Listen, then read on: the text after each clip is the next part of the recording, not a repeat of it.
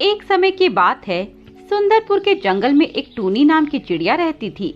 उसकी एक जुड़वा बहन भी थी जिसका नाम मुन्नी था। टुन्नी जहाँ बहुत सुलझी हुई और नेक दिल चिड़िया थी, वहीं दूसरी तरफ उसकी बहन मुन्नी चिड़िया बहुत शरारती और चालाक थी। अगर कोई भी बुरा काम होता तो ये समझ लीजिए कि उसमें टूनी चिड़िया का हाथ जरूर होता, पर डांट बेचारी टूनी को खानी पड़ती। एक दिन की बात है। देख मुन्नी, तू अपनी आदतों से बाज आ जा, वरना अच्छा नहीं होगा। गलती तू करती है और डांट मुझे खानी पड़ती है। तो क्या हुआ, बड़ी बहन को कभी कभी छोटी बहन के बदले भी डांट खा लेनी चाहिए। ये सिर्फ एक बार की बात होती तो चलता, पर अब तेरी वजह से हर रोज मुझे डांट खानी पड़ती है। बस अब बहुत हुआ, मैं तुझे आखिरी बार वार्निंग दे रही हूँ, आगे से ऐसा कोई भी काम मत करना। ठीक है, मैं आगे से ऐसा नहीं करूँगी। टूनी ऐसा कहकर मुन्नी के कमरे में चली जाती है। टूनी के जाते ही मुन्नी अपने पुराने अंदाज में आ जाती है और मन ही मन कहती है, मुन्नी इतनी आसानी से बदलने वाली नहीं है। मैं तो भाई शरारत करती रहूंगी और तुझे डांट खिलवाती रहूंगी। ऐसे ही कुछ दिन बीत जाते हैं। मुन्नी को एक दिन बहुत जोर की भूख लगती है और वह घर में खाना ढूंढती है, पर उसे कुछ भी खाने को नहीं मिलता।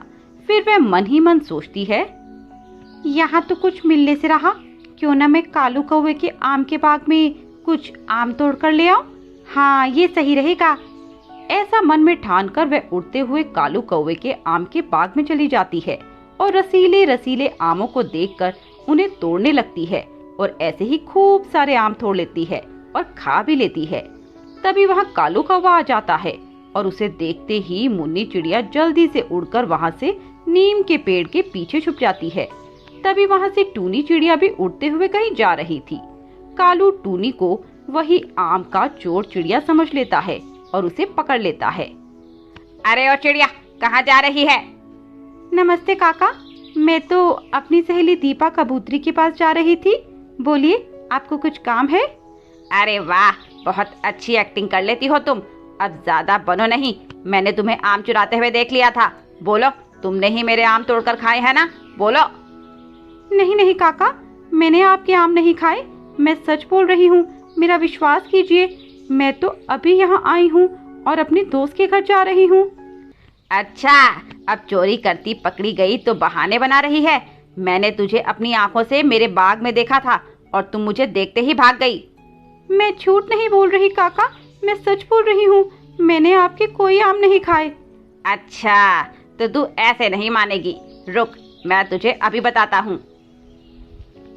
कालू टूनी को उसके घर ले जाता है और उसके माँ बाप को उसकी चोरी के बारे में बताता है। देखिए भाई साहब, मैं आपकी बहुत इज्जत करता हूँ, पर आपकी यह लड़की, ये आपकी इज्जत मिट्टी में मिला देगी। अरे क्या हुआ कालू भाई साहब?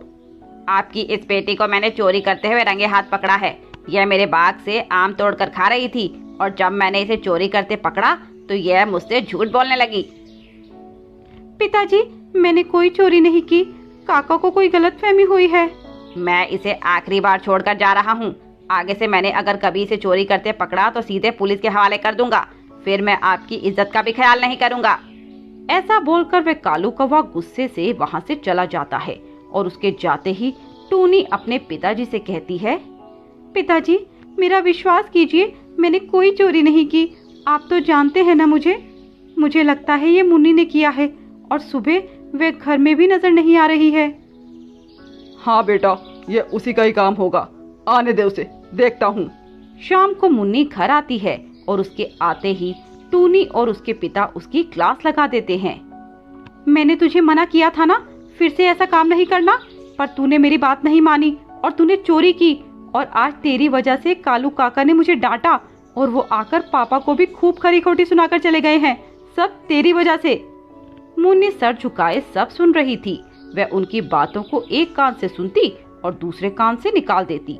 अगले दिन मुन्नी आज फिर कोई नई शरारत करने का प्लान बना रही थी। फिर उसे चुन्नू तोते का ख्याल आता है और वह उसके घर जाकर उसकी पत्नी के कान की सोने की झुमरी चुरा लेती है। उसे चोरी करते हुए चुन्नू देख लेता है। वह उससे बचने के लिए उड़ती हुई भागे चली जाती है। रास्ते में मुन्नी से वह झुमकी कहीं खो जाती है। हे भगवान, अब तो वो चुन्नू तोता मुझे छोड़ेगा नहीं। अब मैं क्या करूं? बेटा बस से भागकर तू कहाँ जाएगी? अब चल मेरी पत्नी की कान की झुमकी दे। काका, मुझसे वो कान की बाली गुम हो गई, मुझे माफ कर दो। क्या तूने वो झुमकी खो दी? मुझे नहीं पता, तू मुझे मेरी झुमकी वापस दे। तभी टूनी उड़ती हुई वहां आ जाती है। मुन्नी रोते हुए उसे पूरी कहानी बताती है। मुन्नी, मैं तुझे कितनी बार समझा चुकी हूँ कि यह शरारत मत किया कर। इन सब का तुझे एक दिन खामियाजा भुगतना पड़ेगा। अब मैं तेरी कोई मदद नहीं कर सकती। माफ कर दो, माफ कर दो। मैं आपसे वादा करती हूँ आगे से कोई शरारत नहीं करूँगी, आपको कभी परेशान नहीं करूँगी। पक्का वादा? हाँ दीदी, पक्का वादा। इसके बाद टूनी उसे वह झुमकी दे देती है। ये रही वह झुमकी, ले दे दे काका को। मैं जब यहाँ आई तो मुझे यह झुमकी पड़ी हुई मिली थी, पर मैंने तुझे यह झुमकी पहले इसलिए नहीं दी क्योंकि मैं तुझे तेरी गलती का एहसास करवाना चाहती थी। इसके बाद मुन्नी सुधर जाती है और कभी फिर से शरारत ना करने का प्रण लेती है। सुंदरवन के जंगल में एक टुनटुनी नाम की चिड़िया अपनी माँ रूपा चिड़िया और सौतेले बाप सोनू कौवे के साथ रहती थी। सोनू बहुत लालची और कामचोर कौवा था। उसने रूपा चिड़िया से शादी उसके पैसों के लालच में ही की थी। वह रूपा की बेटी टुनटुनी को बिल्कुल पसंद नहीं करता था। वह उससे बहुत काम करवाता। एक दिन की बात है, रूपा अपनी दोस्त कोमल कबूतरी से मिलने बाहर गई हुई थी। तभी वह सोनू कौवा टुनटुनी चिड़िया के पास आता है और उससे कहता है, अरे टुनटुनी चिड़िया, चल मेरे लिए एक गिलास पानी लेकर आ। टुनटुनी अपना होमवर्क कर रही थी, इसीलिए उसे सोनू कौवे की आवाज सुनाई नहीं देती और वह अपने काम में ही लगी रहती है। जब वो सोनू को पानी का गिलास लाकर नहीं देती तो सोनू बहुत गुस्सा हो जाता है और उससे गुस्से में कहता है, ए तुझे सुनाई नहीं देता क्या? मैं कब से तुझसे पानी लाने के लिए बोल रहा हूँ। माफ कर दीजिए पिताजी, मुझे सुनाई नहीं दिया, मैं अपना होमवर्क कर रही थी। चल चल, ये बहाने मत बना। चल मेरे लिए एक कप चाय बना कर ला, जल्दी कर। पर अभी तो आपने पानी के लिए बोला था। तो मैं चाय नहीं पी सकता क्या? अब मेरा मन पानी पीने का नहीं है, चाय पीने का है। तो तुझसे जो कहा है वह पूरा कर और जल्दी से मेरे लिए गर्मा गर्म चाय बना कर ला। पर पिताजी, मुझे चाय बनानी नहीं आती, मैं कैसे चाय बना पाऊंगी? तो चाय बनाने के लिए क्या मैं तेरे स्वर्गवासी बाप को बुला कर लाऊं? चल अब ज्यादा मेरा दिमाग मत खा और मेरे लिए अच्छी सी चाय बना कर ला। सोनू की ये बातें सुनकर टुनटुनी रसोई में चली जाती है और जैसे तैसे सोनू के लिए चाय बनाती है और उसे लाकर देती है। ये लीजिए चाय पिताजी। सोनू वो चाय पीता है और उस चाय का टेस्ट बिल्कुल खराब था, इसीलिए वह चाय टुनटुनी के ऊपर फेंक देता है। ये चाय बनाई है तूने, ले पी ले खुद ही। इतनी बड़ी हो गई पर कुछ काम नहीं आता, एक ढंग की चाय बनानी भी नहीं आती। पता नहीं कब तक इन दोनों माँ बेटी को झेलना पड़ेगा। पिताजी, मेरा चेहरा बहुत जल रहा है, मुझे बहुत दर्द हो रहा है, मुझे डॉक्टर के पास ले चलिए। तेरी माँ मुझे कोई नोटों की गड्डी नहीं थमा गई जो मैं तेरे ऊपर खर्च करता फिरूं। ऐसा कहकर सोनू कौवा वहां से चला जाता है और टुनटुनी चिड़िया दर्द से करहा रही होती है और अपने पापा की तस्वीर देखकर उनसे कहती है, पापा, अगर आप जिंदा होते तो कितना अच्छा होता। आप मुझे कितना प्यार करते और बहुत जगह घुमाने के लिए भी ले जाते, पर ये पिताजी ऐसे नहीं हैं। ये मुझसे बिल्कुल भी प्यार नहीं करते और मुझे डांटते रहते हैं। आज देखिए उन्होंने मेरे साथ क्या किया। उन्होंने गरम गरम चाय मेरे ऊपर फेंक दी और मेरा चेहरा जल रहा है। ऐसे रोते रोते टुनटुनी चिड़िया वहीं पर सो जाती है। शाम को सोनू कौवा वापस आ जाता है और टुनटुनी से कहता है, ए टुनटुनी, याद रखना, अगर तुमने आज की बात किसी को बताई तो अच्छा नहीं होगा, नहीं तो आज तो कुछ भी नहीं, मैं एक दिन तुझे इससे भी ज्यादा दर्द दूंगा। नहीं पिताजी, मैं किसी को ये बात नहीं बताऊंगी, बस आप मुझे मारना मत। ठीक है, चल मेरे पैर दबा, मेरे पैरों में बहुत दर्द हो रहा है। ठीक है पिताजी, मैं अभी दबाती हूँ। और जरा अच्छे से दबाना। ऐसा कहकर टुनटुनी उस सोनू के पैर दबाने लगती है। तभी सोनू उससे कहता है, तेरे हाथों में जान नहीं क्या? जरा ढंग से दबा। खाने को तो पूरा दिन खाती ही रहती है, पर शरीर में जान बिल्कुल भी नहीं है। ठीक है पिताजी, मैं और अच्छे से पैर दबाती हूँ। ऐसा कहकर टुनटुनी सोनू के पैर अच्छे से दबाती है। तभी रूपा चिड़िया वापस आ जाती है और टुनटुनी को सोनू के पैर दबाते देखकर टुनटुनी से सवाल करती है। बेटा टुनटुनी, तू ये क्या कर रही है? और सोनू जी, आप क्यों टुनटुनी से पैर दबा रहे हो? आपको शर्म नहीं आती इतनी छोटी बच्ची से ऐसा काम करवाते हुए? नहीं माँ, इसमें पिताजी का कोई दोष नहीं है। वो तो मैंने ही पिताजी से पैर दबाने के लिए कहा था, क्योंकि पिताजी दिन भर कितनी मेहनत करते हैं, इसीलिए वे थक जाते होंगे। तो क्यों ना मैं उनके पैर दबाकर उनकी कुछ सेवा कर दूं? हाँ रूपा, हाँ, मैं तो टुनटुनी बिटिया को कब से मना कर रहा था, पर ये मेरी बात सुन ही नहीं रही थी। फिर मैंने सोचा क्या बच्ची का मन दुखाया जाए, इसीलिए मैंने भी इसकी मांग मान ली।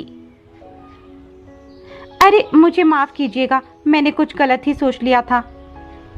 अरे रूपा, कोई बात नहीं। बाकी मैं टुनटुनी बिटिया को अपनी जान से ज्यादा चाहता हूँ, एक ही तो बेटी है मेरी। ऐसा कहकर वे सभी खाना खाकर सो जाते हैं। पर आज रात को सोनू को नींद नहीं आ रही थी। वह मन ही मन किसी नए जाल को बुनने में लगा था। आज तो बाल बाल बच गए, वरना अगर रूपा को यह बात पता चल जाती कि मैं टुनटुनी से जबरन काम करवाता हूँ तो वो मुझे घर से निकाल फेंकती और मैं फिर से दर बदर की ठोकरें खाता फिरता। समझदारी इसी बात में है कि अपने प्लान को जल्द से जल्द पूरा किया जाए और इन दोनों माँ बेटी को मार के यहाँ से 9-2-11 हुआ जाए। अगली सुबह सोनू कौवा जल्दी उठकर सबके लिए नाश्ता बनाता है और उस नाश्ते में जहर मिला देता है और सबको खाने के लिए बुलाता है। आ जाओ रूपा और मेरी प्यारी बेटी टुनटुनी, जल्दी आ जाओ। देखो पापा ने आप दोनों के लिए अच्छा अच्छा खाना बनाया हुआ है, जल्दी से आ जाओ। अरे वाह, खुशबू तो बहुत अच्छी आ रही है। पर आपने क्यों सुबह सुबह इतनी मेहनत की? मैं उठकर खाना बना देती ना। अरे तुम तो रोज खाना बनाती हो, आज मैंने बना लिया तो क्या हो गया। चलो यह सब छोड़ो और तुम दोनों नाश्ता करो। ऐसा कहकर वे दोनों खाना खाने लगती हैं। कुछ ही निवाले खाने के बाद वे दोनों बेहोश हो जाती हैं और सोनू जोर जोर से हंसने लगता है। ये हुई ना बात, ये दोनों माँ बेटी तो भगवान को प्यारी हो गई हैं, तो देर किस बात की, सारा पैसा और जेवर लेकर यहाँ से भाग जाता हूँ। वे लोकर से पैसे और ज़वारात निकालकर भागने लगता है। तभी रूपा और टुनटुनी जाग जाते हैं और उसे पकड़ लेते हैं। ऐसे नहीं जाने देंगे आपको पिताजी, पहले प्रसाद तो लेते जाइए। तुम दोनों जिंदा कैसे बच गई? तुम्हें तो मैंने अभी अपने हाथों से जहर खिलाया था। हाँ, मुझे पता है कि तुमने हमें मारने के लिए खाने में जहर मिलाया था और तुम हमें मारना चाहते थे, पर अफसोस यह हो ना सका, क्योंकि मैंने तुम्हें पहले ही खाने में जहर मिलाते देख लिया था और उसके बाद मुझे टुनटुनी ने सब सच बता दिया कि कैसे तुम मेरे जाने के बाद उस पर अत्याचार करते हो। तुम्हें शर्म आनी चाहिए सोनू कौवे, मैंने तुम्हें अपना पति माना और अपनी बेटी का बाप, पर तुम विश्वास के लायक ही नहीं हो। हाँ माँ, ये बहुत गंदे पिताजी हैं, मुझे ऐसे पिताजी नहीं चाहिए। के मारकर घर से निकाल देते हैं। जाओ यहाँ से, तुम्हारे जैसे पापी पक्षी के लिए मेरे घर में कोई जगह नहीं है और आइंदा से मुझे अपनी ये गंदी शक्ल मत दिखाना। निकल जाओ यहाँ से।